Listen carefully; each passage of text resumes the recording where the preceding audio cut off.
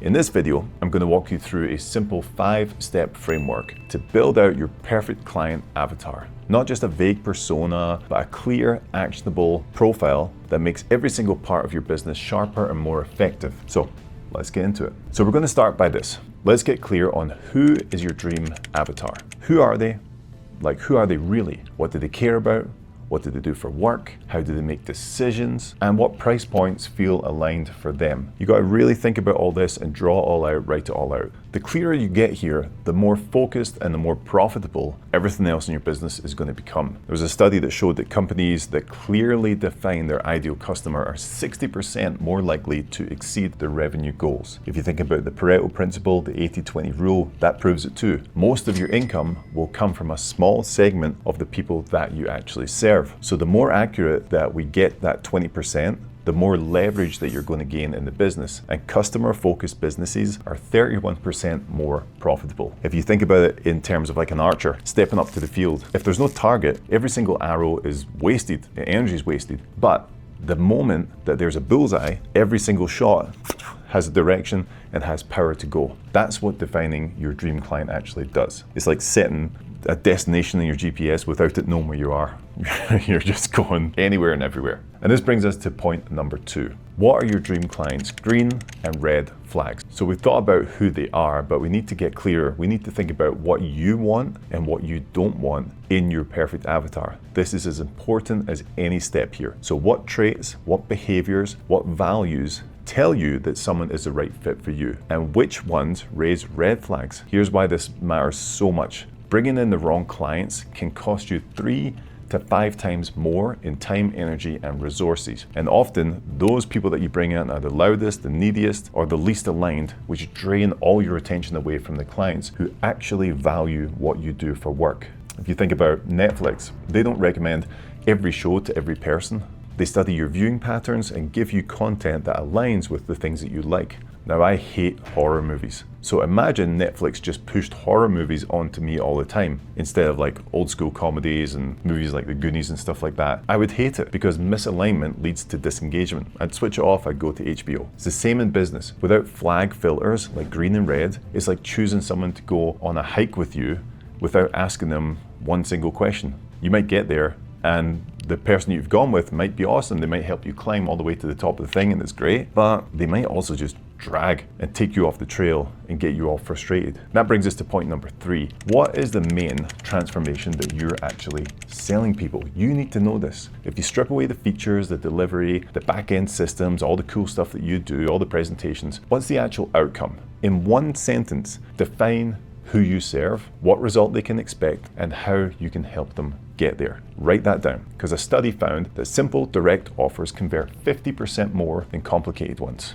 And it's been scientifically proven that the brain actually craves clarity. It wants to reduce decision fatigue, it wants to build trust, and I want to move it into action. And that's where we need to get people to go. If you think about when Apple launched the iPod, the message wasn't about gigabytes or we have this scroll button and we have all this thing. It was a one-liner. It was 1,000 songs in your pocket. Boom. That's how you sell transformation in one sentence. That makes you already, boom, I got it, I know. It makes me feel good, I'm ready to go. Your one-liner should feel just like that. It should feel like a headline on a movie poster. If it doesn't grab your attention and tell you a little story at a glance about what's going to happen, who's going to buy the ticket, who's going to go? And that brings us to point number 4. Who is your dream client fighting against? You might not have ever thought about this before, but every single powerful brand story has a villain. And it's not always a person. It could be an outdated system, a belief that's holding them back, or a competitor selling the wrong solution. You got to start calling that out. You got to start thinking about who the enemy of your perfect avatar is. Because if you can name the enemy, you can start to create alignment. So think about that. If your ideal client, your perfect avatar is a first-time home buyer couple, then the enemies are all the stories that are telling that now is not a good time to buy, or they could have bought a house in the 1950s, but they can't do it now because it's unaffordable. Think about all the things they hear negatively that reduce their decision making into a fear set, a scarcity mindset. We need to fight against that. We need to fight against the mainstream media who are telling them all these things. You need to fight against people who are on Instagram who are spouting a bunch of crazy stuff as well. You need to call out those enemies in your branding, in your messaging, and in the things that you say, because you want your audience to see you as the one who gets it. And that's how they're going to trust you to guide them forward. And this is all backed up inside of psychology as well. It's called social identity theory, and this shows that people unite faster under a common enemy than around shared goals. And if you just look at the state of the country just now in the US, you'll see that that happens. You're one side or the other. You've got a common enemy, but you're not really thinking about the outcomes and the cool things you're trying to do. It's all about who's the worst. Let's get behind that. Screw that guy, screw that person. Let's go. So, and frameworks make it very, very clear like this. No villain, no story. Now, obviously, I'm from Scotland, so if you think about the movie Braveheart, which wasn't super factually accurate, William Wallace didn't just rally behind people for freedom, right? Freedom was like the main message. It was like, hey, we're going to get freedom. We're going to, get Scotland as a free country. It wasn't just that. He rallied behind what? Tyranny from the English crown. Boo. And because of that, that shared fight, that shared message brought everyone together, ready to go into battle, ready to fight and put fuel on the fire. It's like drawing a dragon in a fairy tale, right? Without the dragon, the hero has no reason to show up with his sword and his shield and his helmet. It's pointless.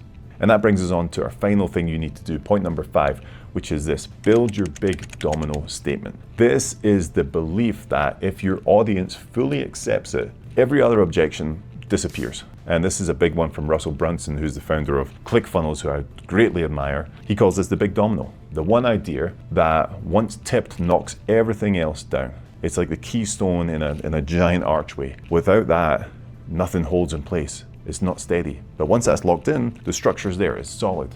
So once you've gone through all of these points, written all this down, brainstormed it all, you want to finish with a final formula. And it's this: if I can make my dream client believe that my method is the key to what they want most, and that it's only attainable through what I do, my offer, then every other objection becomes irrelevant and they take action. Write it all down, keep it on a piece of paper, put it on a sticky note on your desktop, keep it in your car, because that is the key to working with your perfect avatar. They need to believe in you, in what you do, in what you stand for, and that you are the person who can take them to the goal. That's your lever. That is the shift that moves people from inaction to action. So let's wrap this up. Your business can become a magnetic force the moment that your message becomes specific. You're not here to build for the masses. You're here to build for the right people with the right offer at the right time. So revisit your avatar, sharpen your filters, go through the exercises, get crystal clear on your transformation. Because clarity isn't just attractive, it's actually profitable. And if you want help locking this in your business, there's a bunch of links below how I can help you do this as well. Until then, we'll see you on the next one.